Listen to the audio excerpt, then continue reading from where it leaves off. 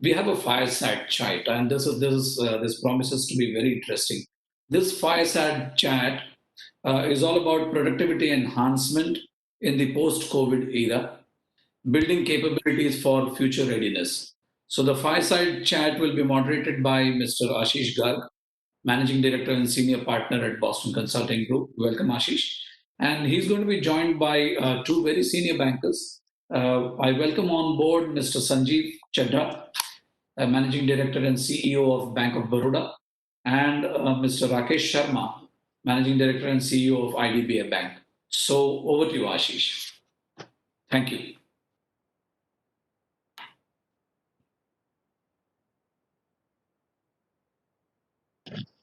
No, can't hear you, Ashish.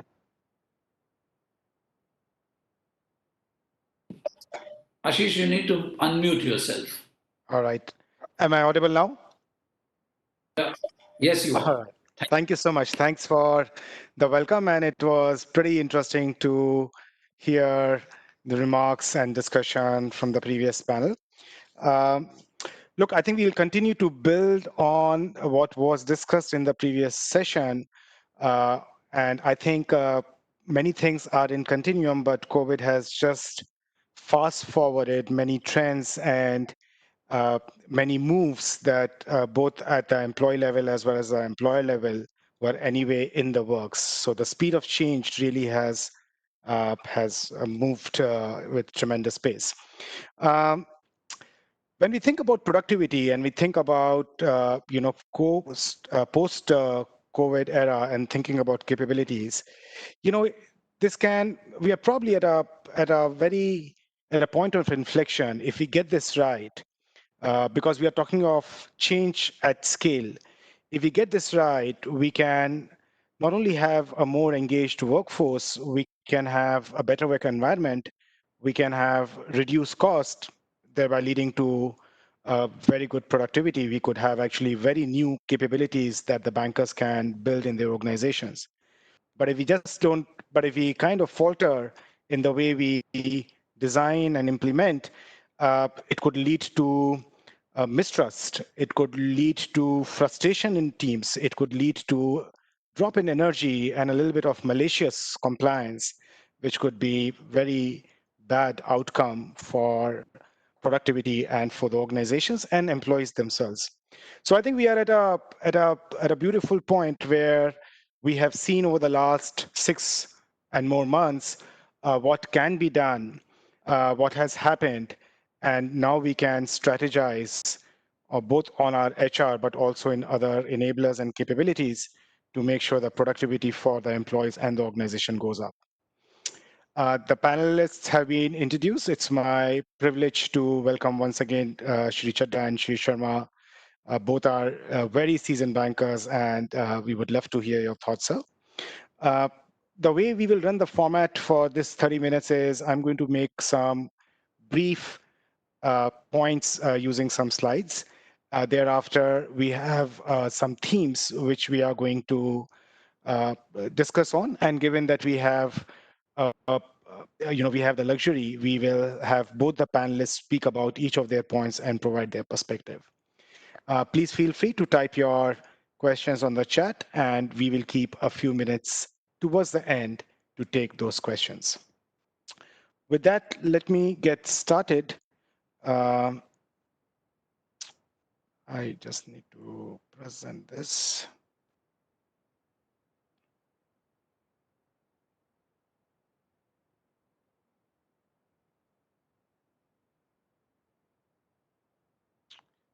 All right. So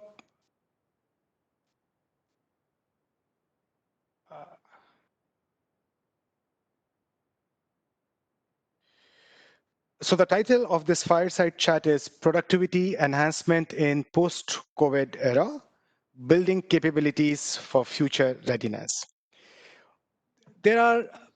Every organization today has been thinking about optimizing productivity. And the three big things that we hear across the organizations are individual and team flexibility, which means giving you the option of working remotely, thinking about various shifts, Even bankers did that in the initial phases of COVID. So providing flexibility both to units, which are teams, but also to individuals. The second big theme we hear is how do we create workforce flexibility? Uh, do we think about shifting capacity from one part of the organization to the other part? Do we think about new capacity, which could be semi-fixed capacity? There is a lot of talk about gig economy workers. Do banks have? Do banks also participate in trends like that? And third is, I think, as we come back to normalcy, there is also talk about companies, and a large number of companies are thinking about enhanced employee benefits. Now, if you look across the universe in India as well as outside India, there are many large names who have been not only talking about this, but they have also thought about various policies and have made public announcements and are starting to implement some of these elements. Having said that, all these models require some changes. You need to make changes in your practice and routines. A large workforce that the bank manages and has to deploy to serve millions and millions of customers is a very tightly meshed organization. Now, if you were to think about people who are going to work now a bit remotely, how do you make sure, for example, their routines, what they are doing, are well understood between the supervisor and the employee? For example, there will be new requirements on tools and space. What is space? What are the tools that we need? Today, we are used to largely using the banking tools and banking applications, but that may not be enough. And third is, does our leadership and culture, and not just at the senior most level, but really the middle layer, the people who are in the front, what kind of leadership and culture do they exhibit, which contributes to success of plans of programs like of new kind of HR working. I just picked one element, which is choice of tools. If you just think around us, and many of us have used these kind of tools, uh, there are four kind of tools which are being used today for collaboration, for chats and quick collective communication, video conferencing, collaboration and tracking progress, online document sharing. And again, right from corporate use to startups or MSME, there is a whole range and variety of tools that are getting used. Many of them, for example, you need to have whiteboarding, and then people need to use those whiteboards. You need to be, today we are running this conference on a virtual format. How do we share screen for presentation? How do we use tools like Trello, Jira? And there are many of them for tracking progress, a clear definition of ownerships, and how do we work simultaneously? Otherwise, in a physical format, some of these could be in the same room, in the same conference area. Uh, there are many challenges which can impede productivity. Uh, for example, these are the three which we also pick up uh, in our discussions. One is availability. And it works both ways. When an employee needs to reach out to a supervisor for a quick check, or to a colleague who is next on the next desk, are you available? Are you available for a quick chat, for a quick help? At the same time, a supervisor may want to know what is really happening on the capacity and availability. And one, those norms need to be formed, and then the trust needs to be there. Second is transparency. How do we make sure that we have full information about the progress and challenges of tasks? And it again runs the other way. When you have an employee who wants to get some clarification, does a query reach the supervisor at the right time, and is he able to then provide that clarification? And finally, alignment, which is more also about how do we think engagement, collaboration, how do we discuss this little breaks that we had, lunch breaks we had, coffee breaks we had. How do we make sure there is also a culture of collaboration that gets uh, created, and a lot of tasks can be discussed. So these were a few thoughts I had, as we thought we can kick off our discussion. Um, I'll just stop sharing. As we thought we can start discussing uh, today's fireside chat. With this, let me make the first assertion, and will request Mr. Chadha to kindly kick this off. Sir, banking industry had an onerous responsibility during the COVID era. You had to keep the lights on, and actually what was done is pretty remarkable. What surprised you when you reflect back about the work in working in COVID era, and are there any learnings that you want to continue going forward, sir? Thank you, Ashish. I hope I'm clear and audible. Thanks. Uh, so I think the biggest surprise for me really was how our staff reacted all over the banking industry. All of us again grew up now in very secure, protected environments, and the fact that people were willing to put their lives at risk, even though they are not traditionally within, you might say, the traditional definition of people who are at the front line, I think was a very pleasant surprise and also something which is deeply humbling. Even as we speak today, about 5% of our staff members have at some point in time tested positive. This is as compared to 0.5% for the country as a whole, right? About 7 million in a country of 1.4 billion. So I think the kind of dedication and the sacrifices that our staff members of all banks have made, I think that is something which really strikes me as remarkable. The second part was also how the banking industry was pretty much able to work seamlessly and deliver. At a time when we say that when it comes to our GDP, it is the service industry which has been hit the hardest. It is almost unremarkable the fact that banks work normally. It need not necessarily have been so, but it has been so because, as I said, how staff members have worked, how our systems have worked, how our BCPs have worked, how our partners have worked. So I think that's something which is really remarkable. That things which were never tested before were tested and found resilient. The third part again is that even going beyond, you might say, just continuity of service. You might recall that we had to transfer money into millions and millions of accounts, over a very short period, uh, and in very remote places.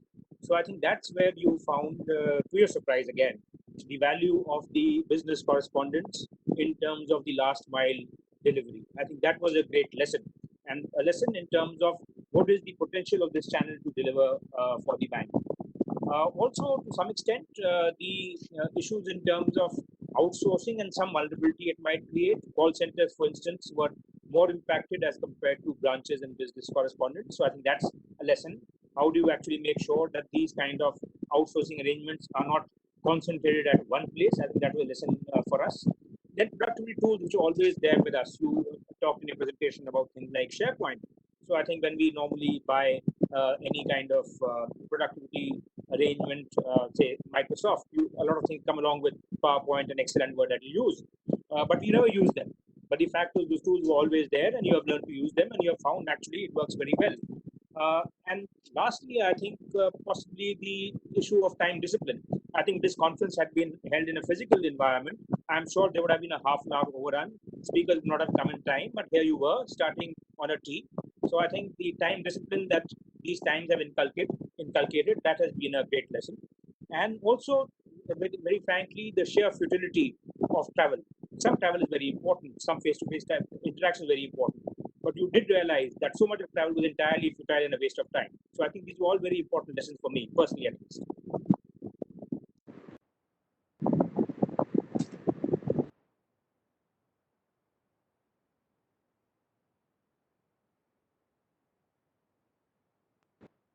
On mute, possibly. Mr. Sharma, Mr. Chadha, thank you so much. Mr. Sharma, would you want to reflect on the past 6 months, and what would you like to retain going forward, sir? So you're on mute, sir.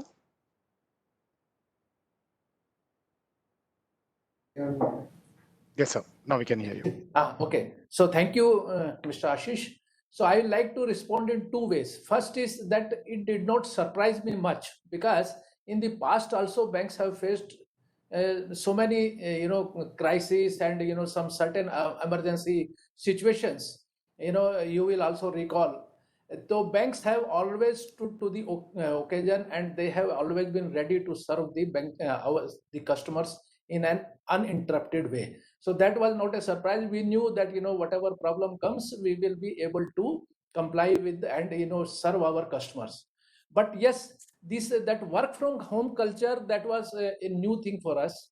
And initially, when this all that band was allowed and closed country was closed down, so initially there were some issues. But then the thing which I surprised me was that the all my staff members, although the band was allowed, all my staff members, they stood to the occasion. And within a very short span of time, the keeping in view these cyber security measures, information security measures, the digital front, the IT responded in such a quick manner. And the like our treasury functions are really very important. Round the clock you have to make the payment. So treasury functions, we immediately within one day, you will be surprised that one day we had shifted, took one bus, shifted all staff members to our Hyderabad training center, and they started working from there. One another in Belapur also we had created the alternate center. So similarly, the employees also during that period, I remember the audit also started. So that work from home culture, which was very new to the bank. Of course, earlier I was listening to the panel discussions that we are used to work after the office hours, but that was different. This is quite different. And during that period, even the audit period and everything was completed, and work from home, in fact, the productivity, I feel that to some extent it improved. Initially there were some hiccups, but it improved because it saved a lot of travel time. And the interactions were, in any case, the digital banking and all these things are quite popular in India. So that way, the productivity to some extent improved, and we were able to put our the banking accounts also well in time. We did not avail of that SEBI extended time period. And work from home, basically, like the VPN facilities were provided to our staff members, and they started serving the customers from home itself. Of course, there are issues, like because we have to serve the customers from the branches. Sometimes we cannot shift everything to back office, but there also the staff members, to the best possible extent, through telecalling, that WhatsApp call and everything, they served the customers in an uninterrupted way. And now, recently during this period, further, because as we say that the necessity is the mother of invention.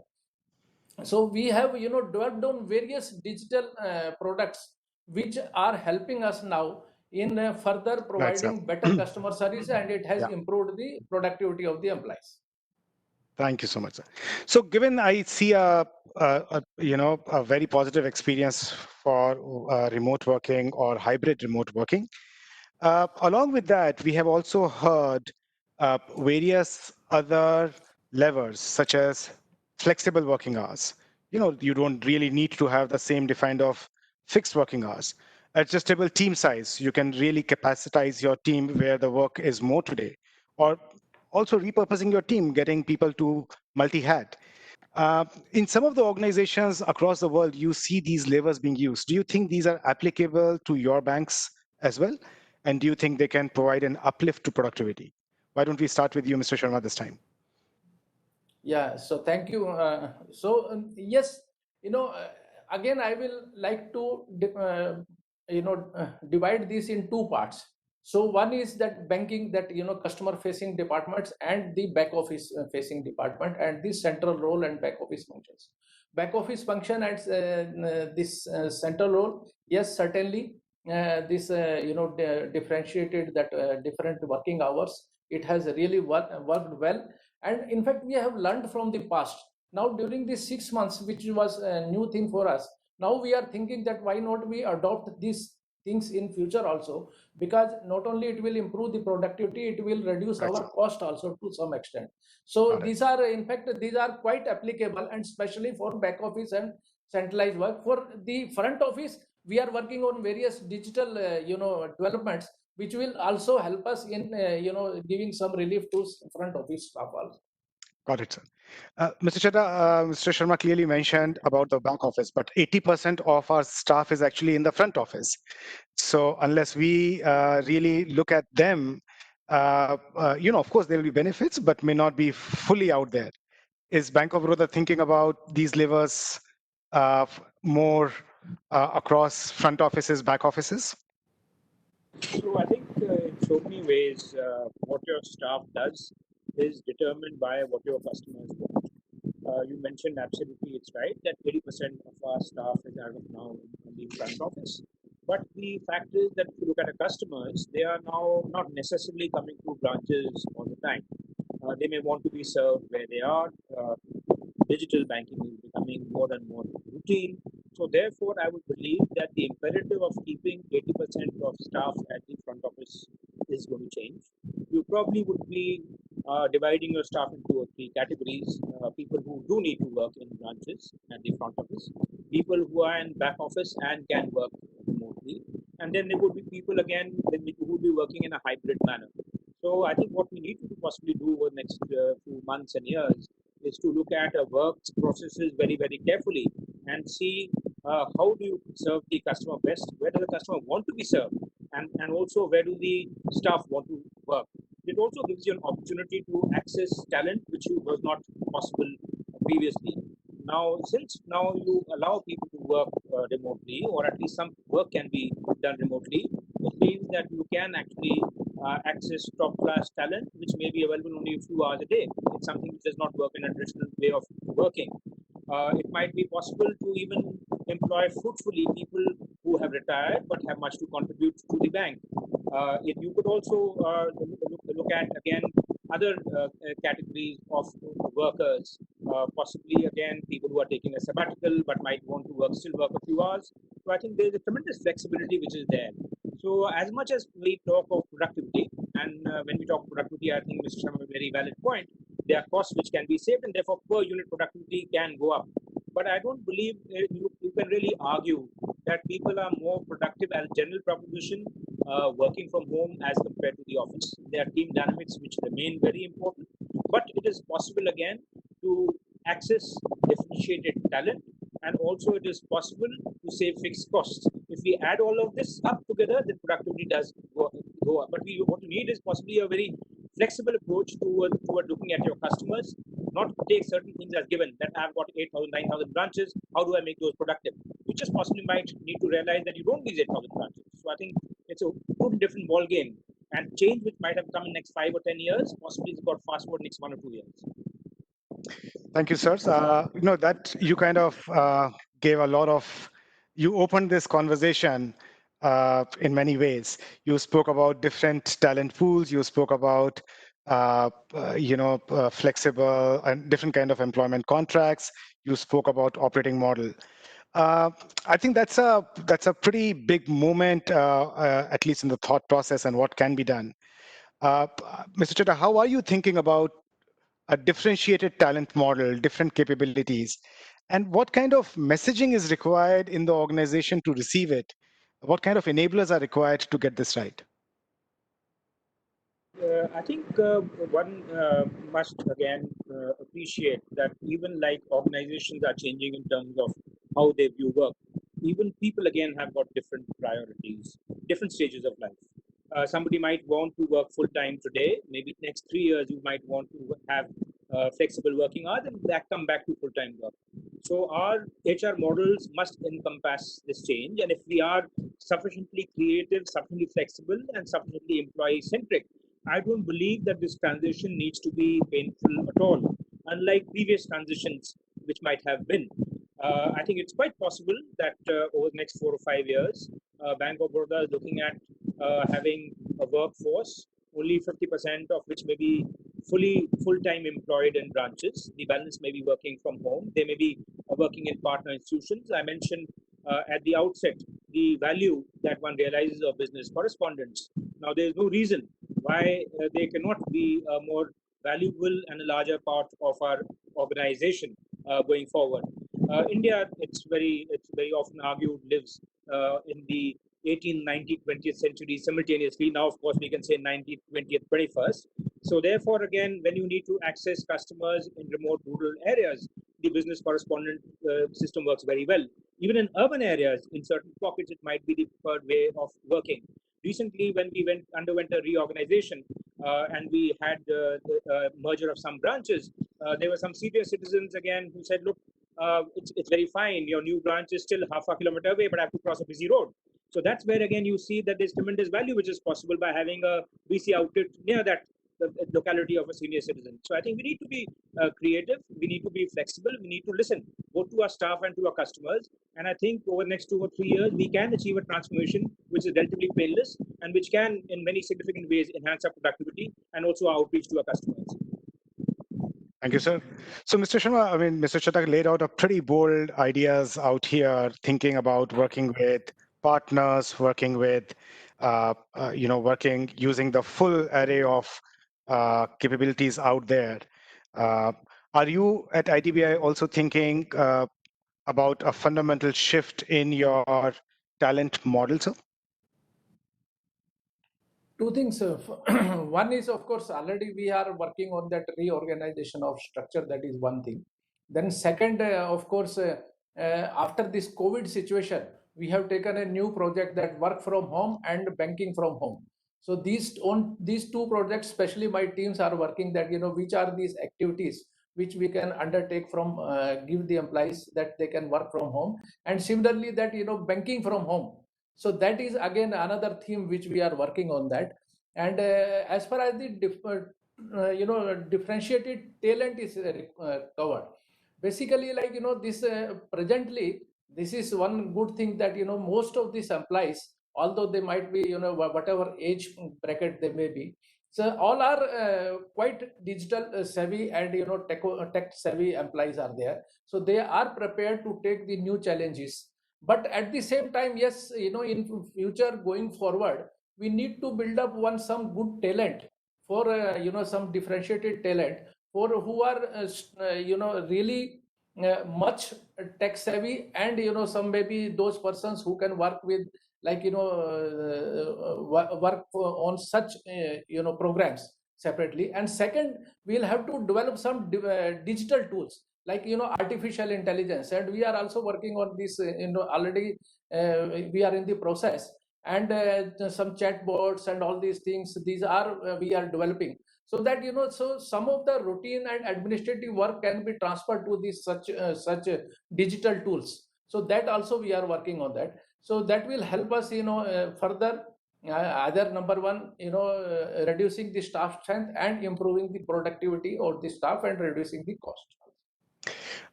Actually, that leads to my next question very well. You spoke about just not the HR part, but you spoke about the whole technology and the digital uh, readiness. At this point of time, given this moment has come, uh, you think you need some more time, the bank needs more time to kind of be further ready from a technology perspective to serve both internal and external stakeholders? Or we are okay to go with what we have right now and we'll keep on uh, evolving in the journey? What will be your approach? Let's get the technology right and then do a bit of a big bang approach, or do we go with what we have and we keep on evolving, as a situation warrants? Yeah, number one, this change is the spice of life. Nothing is adequate at Okay. any point of time. It's evolving scenario. So what, of course, as far as investment in digitalization and IT is concerned, for the last 2 decades, 3 decades, all the banks have been working on different. That is how from that sole banking system we have come on CBS and all these things. So today also, if you ask me, yes, we need a lot of technological advancement further, and especially keeping in view the recent scenario. Yes, our the immediate requirement will be that one, as I was telling you, that those things which immediately can help us to face this situation, and especially learning from this background, how we can make our staff more productive. That is one. But in going forward, I think in medium term and long term, we'll have to make a lot of investment in this technology, and digital area. And these are in fact in any case evolving all over our environment. So that is, we cannot say that we whatever is there it is sufficient. And in fact, if you ask me, just to that extent, slowly and slowly that brick and mortar branches, that will be, a little, that importance will be fading away. And I agree with Mr. Chadha also that the internet banking and that part, during this period 6 months, my internet banking, these transactions and mobile transactions, and that even WhatsApp transactions we have launched, it has almost increased by 100%, whereas ATM transactions have reduced.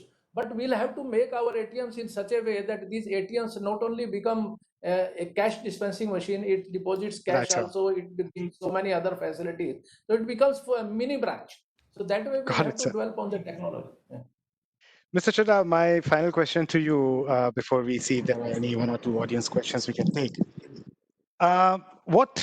Productivity has been on top of CEO's mind forever. You've been always thinking about how to get the most from the resources that we have. What target would you set for the organization to improve productivity, and what will be the right matrix for it? Traditionally, bankers have measured productivity in a very simple terms. Uh, how do you think about productivity, sir, in the long term? Right, I agree with you that traditionally, of course, the bankers have been, seeing only revenue per employee, business Right, per sir. employee, profit like this. So now I think going forward, we'll have to Right, sir. focus on some various areas. So it can, and I'm happy to tell you that last year, of course, Yeah, with your help only, we have started that this iPace system for performance monitoring of the this. So we'll have to set up this excellent, sir. KPI and Excellent. KRI in a, Yeah. and there should be minimum Yes. manual intervention and more digital intervention, so Got it, that sir. those type of things, capability enhancement and capability measurement, and that will help us in deciding the compensation for the reward and compensation for the employees also. In fact, we are working on that. Thank you, sir. Thank you so much, sir. Mr. Chadha, would love to get your thoughts. Yeah, I think you're absolutely right. We have traditionally in banks looked at productivity in terms of time spent at the desk, which obviously does not work. But nevertheless, there has been a sea change over the last very many years in terms of productivity. Just as an example, and I joined my banking career at State Bank of India. And when I joined the bank in 1987, it had 220,000 employees. When I left the bank a few months back, there were not very many more. So, which means over a 30-year period, while the business of the bank, the number of transactions, they would have multiplied hundreds of times. But nevertheless, the people that the big bank employed actually have not gone up. So there has been a transformation in productivity in the past also. But what we might again see over the next few years may again be a change which is as dramatic. And that is where again the digital ways of working could have a huge impact. As of now, when we look at both our deposit taking as well as our loan processes, the person part, the manual part, is almost inescapable in a very large proportion of that. I do foresee that if you take out some areas like corporate banking, we are going to see a digitization of most processes, both in terms of liability gathering as well as in terms of underwriting and loan disbursements. So that is something which can have a tremendous impact in terms of productivity. The second part, which I mentioned earlier, we are again a country which has got people who have got differentiated access in terms of digital. So assisted digital is going to be as important a part. It will still be digital, but there will be again some kind of assistance which might come either from a staff member or a business correspondent. We should not lose sight of that. Otherwise, there's a large part of the market and there's a large benefit of digitization which we might lose on. The third part, which I think I would want to emphasize, which is why I have not really been emphasizing too much in terms of the productivity gains during this lockdown period. Productivity ultimately is the number of people you employ and the work which gets done. It's difficult to argue that more work has got done or the number of people has gone down. So it's not so. But nevertheless it has, I think, opened the door, taught us lessons, and if we are wise enough to learn those lessons, there could be great benefits in the future. What we must learn, of course, is to see how we can have new processes, and also when people are working remotely, how do you make sure that you can actually make them productive? How do you make sure you can measure productivity? And these are challenges for us. It's not that these challenges are unprecedented. I'm sure in your firm, Ashish, you would have people who work remotely all the time, and you have no challenge in terms of measuring their productivity. But banks, A, are not used to it, and two, their work at times is a little bit more varied than it would be in a consultancy. So I think those are very important lessons that we need to learn, and if we learn them right, I think they can be a huge enhancement in productivity. Thank you so much. I will end with one, maybe 10 seconds from each one of you. What is the one personal productivity mantra that you would like to share with the audience today, sir? That you found like really working for you and you will want to retain that and kind of share with us? We can have either of you, sir, go first. Just one thing which has worked very well for you to improve your personal productivity. Very frankly, don't travel unless you need to. Don't travel unless you need to. That's great. Sharma, sir? My mantra is only having direct connect with all my staff members. So that has really helped me, and that is quite productive for me. So this was a very, very interesting and useful conversation. We covered a whole breadth of issues, including how do we think about capability models, HR models, talent models, think about AI, thinking about partner organizations, and you also shared some personal insights on your own productivity mantras. I thank you very much for sharing your thoughts and such a lively conversation. Back to you, Devi Shankar. Thank you very much. Thank you. Thank you so much, Ashish, and thank you so much, distinguished dignitaries on stage, Mr. Sanjeev Chetta and Mr. Rakesh Sharma. I know I'm really playing the spoil sport here. You want to curse me, Ashish, for this, but the organizer runs the nightmare of starting and finishing on time. So I'm really sorry about this. I wish we could give you more time, considering the collective wisdom and experience of all the senior bankers on stage today here. So I'm really sorry about this.